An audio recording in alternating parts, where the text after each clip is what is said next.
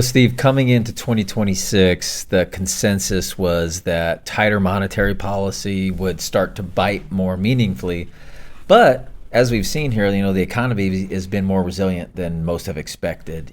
Growth is holding, the labor market remains intact, and the higher income consumers continue to spend with very little hesitation. You're right. They usually do that pretty well, the higher income consumers. So there's been enough to sustain the momentum and push back against bearish calls. But when you look beneath the surface, the story is less about strength and more about concentration here. The expansion is being carried by a specific segment of the consumer, and it's largely been insulated from the pressures of higher rates and persistent inflation just due to that level of income they have. Yeah, that's right, Travis. And that concentration is the key risk. Mm-hmm. Low-income households are clearly feeling the pressure from the higher borrowing costs and the persistent inflation on their essentials such as food. Yep. They don't have the same balance sheet flexibility that those higher income households do, and that's starting to show up in the behavior. So while the economy looks resilient on the surface, it's really being carried by a narrow slice of the consumers that you mentioned, and that makes the expansion more fragile. And then the headline data, that more fragile than the headline data would really exist. Yeah, we'd like to have that, that mid-level consumers to be spending more, right, or have the income to spend more. They're spending so much on gas and milk and things like that. It's tough for the discretionary.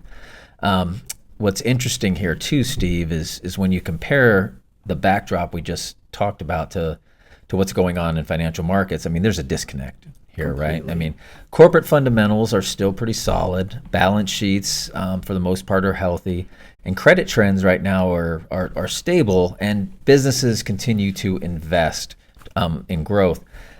There's no obvious systemic stress in the system right now, and that is supported by risk assets. Yeah, Travis, but the markets have taken that stability and priced it closer to perfection.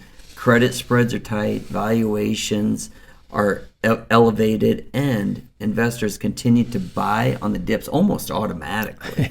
Yeah. That's a sign of confidence, but also complacency, isn't it? That when markets are priced for calm, it doesn't take much to disrupt them, especially when the underlying economy isn't as broad or as durable as it actually appears. Yeah, and that's where real risk comes in here, Steve, because it's not the business cycle that stands out right now. It's turn on the TV, it's geopolitics, right?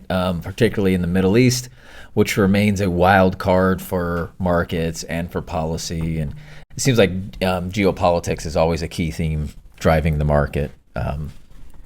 No, you're right. Exactly. Any meaningful escalation that drives energy prices higher, where it's just going to feed directly back into this inflation expectations, and that puts the Fed in a very difficult position. Yeah. As we know, the March meeting, they held rates at 3.5 to 3.75, and raised our inflation forecast to 2.75%. Yeah. That's not a central Wrong bank. direction. Yeah, it's not a central bank preparing for easing aggressively. The message is definitely clear. The bar for rate cuts is high, and patience is the policy. Markets may be underestimating how long this stance persists. They definitely think it's temporary, So in this environment here, Steve, when you step back and look at it, where growth is holding up, inflation is sticky thanks to the Middle East and oil prices, because oil goes into everything, right? Yeah. And policy is on hold, positioning really becomes more important here, especially when you take a look at fixed income portfolios. For the first time in years, bonds are offering a real yield again, but it's not a one-size-fits-all opportunity, is it? No, it isn't. And this is where precision matters. Cash still offers attractive income today, but is limited upside once they eventually start lowering these rates. On the other end, long duration bonds remain highly sensitive to inflation expectations, the expectations and geopolitical Yep. shocks. Barbell. Yeah. Yep. And the most compelling balance is the intermediate part of the curve, though. It's the belly. Intermediate treasuries and high quality core fixed income provide meaningful yield. Some duration is cushion. Some duration to cushion. To cushion a slowdown. Will cushion a slowdown. Lower Thank rates, you. they'll pick up some price. Yeah. Yeah, but without excessive exposure of that inflation reaccelerating. Yeah, I mean, if you're too actually. far out and those rates move up, I mean, that price is going to move down. But if you're kind of in the middle, you can pick up if rates move down, and you're not going to get hurt as bad if they move higher. Yep. The other area where I think we're seeing a disconnect in markets here, Steve, is AI. Right? I guess it's geopolitics and AI driving everything right now. But there's a growing narrative that AI will broadly commoditize and erode value across the software sector, but it feels like an oversimplification, right? Is AI really going to eat software? Yeah, we're going to find out. Yeah, well, so I mean, yeah, we are, but yeah, and so the real value in software isn't just the code; it's workflows, proprietary data, consumer relationships, and trust. AI lowers the cost to build features, which helps leading performers move faster and widen their advantage. Obviously, the pressure on the weaker players with thin products and low switching costs.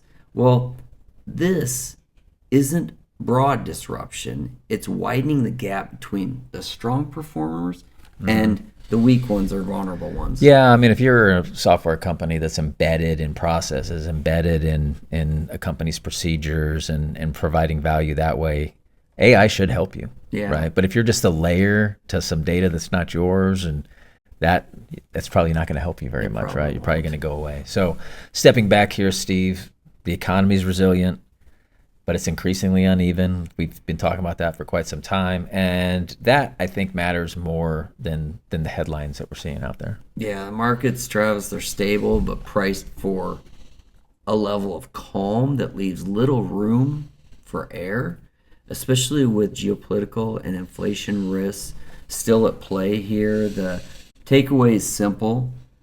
Confidence is warranted right now, but complacency is not. I like that. Confidence is warranted. Complacency is not. That's right, Travis. It's been great. I look forward to it next week. Look forward to it as well.